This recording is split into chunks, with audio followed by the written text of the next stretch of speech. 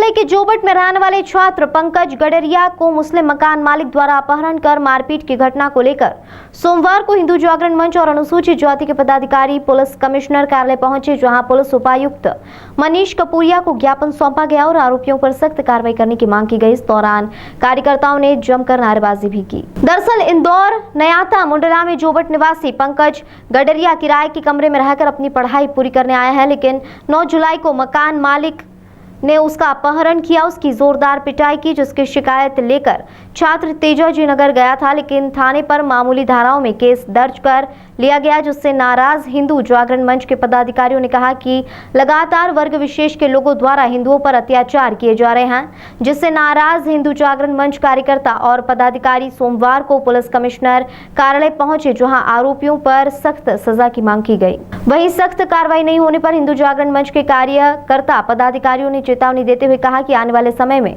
हिंदू जागरण मंच सड़कों पर उतरकर जन आंदोलन करेगा और पीड़ित जनजाति वर्ग के छात्रों को न्याय के लिए लड़ाई लड़ी जाएगी। किस तरह की शिकायत लेकर पहुंचे? सर, हमारे समाज के साथ में आए दिनों में अत्याचार की घटनाएं काफ़ी बढ़ गई है और दिनांक 9 को हमारे समाज के एक स्टूडेंट के साथ में मुस्लिम समाज के लोगों द्वारा इस प्रकार से मारपीट की गई है कि शायद उसकी हत्या की जा सकती थी, परंतु किन्हीं कारणों से वो बच गया है। उसकी जो चोटें देखकर ऐसा लगता है कि उसकी हत्या निश्चित हो जाती है और इसीलिए हमारे समाज में रोष है कि पुलिस प्रॉपर कार्रवाई नहीं करती है, इसलिए इन लोगों के हौसले बुलंद है। तो हम पुलिस प्रशासन से चाहते हैं कि सही धाराओं में उनका वो उपचार हो, जिससे कि मतलब पुनरावृत्ति। कारण था क्या विवाद है? विवाद कुछ नहीं था, वो एक मकान में किराए से रहता था, उसको लेके गए और क्या विवाद रहा ये अभी इन्वेस्टिगेशन में आएगा, इसलिए हम इतनी जानकारी अभी हुई नहीं है। कि नायता मूल्य लगा है। किस तरह की मांग है? हमारा ये मांग है कि इसमें बड़ी से बड़ी धारा 307 और रासू का तरीका उसमें धारा बढ़ाई जाए, जिससे कि पुनरावृत्ति नहीं हो। स्टूडेंट कहाँ का निवासी था और यहाँ पर? ये जोबट का रहने वाला है और यहाँ पर क्या कर रहा था? यहाँ स्टूडेंट है, वो पढ़ता है, पढ़ने के लिए। के साथ पढ़ने के लिए आया था।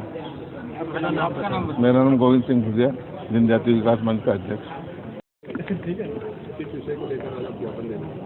विगत 9 जुलाई को एक जनजाति बालक जो यहाँ पढ़ाई करने के लिए आया था, उसके मकान मालिक द्वारा उसका अपहरण करके उसकी पिटाई की गई और मकान मालिक मुस्लिम जिहादी थे, जिसी विषय में हम यहाँ डीआईजी साहब को ज्ञापन देने आए थे, क्योंकि थाने पर जब वो एफआईआर दर्ज कराने गया तो उसके साथ इस प्रकार का व्यवहार किया गया है कि वो खुद आरोपी है और नॉर्मल धाराओं में उस केस दर्ज करके उसको वहाँ से रफा दफा कर दिया गया है। जब हमें इस बात की सूचना लगी तो हिंदू जागरण मंच के समस्त कार्यकर्ता एकत्रित होकर डीआईजी साहब के पास इस विषय को लेकर आए ज्ञापन देने और धारा 307 अपहरण की 363 और अन्य धाराओं में बढ़ाने की मांग की।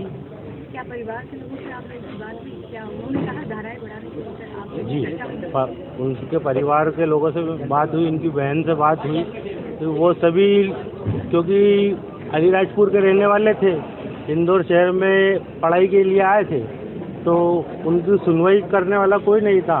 जब हम लोगों ने परिवार से संपर्क करा तो परिवार ने उनकी व्यथा सुनाई और उसी को संज्ञान में लेकर आज हिंदू जागरण मंच यहाँ उपस्थित हुआ। किस तरह का आश्वासन आपको मिला? वो 307 और अपहरण की धारा बढ़ाने का आश्वासन मिला है।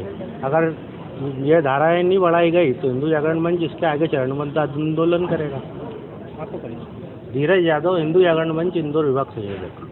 ज्ञापन दिया गया है हिंदू संगठन के द्वारा, जनजाति के द्वारा, क्या कहना चाहिए सर? हिंदू जागरण मंच एवं विभिन्न आदिवासी संगठनों द्वारा थाना तेजाजी नगर में एक घटना घटी थी, उसके संबंध में ज्ञापन दिए गए हैं और कार्यवाही की मांग की गई है। इसमें समुचित वैधानिक कार्रवाई सुनिश्चित की जा रही है। जो भी वैधानिक प्रावधान है उसके अनुरूप यथेष्ट कार्रवाई की जा रही है। सर, शहर की फिजा बिगड़ने क्या हालत? नहीं, ऐसा कोई फिजा बिगड़ने का कोई संभावना नहीं है।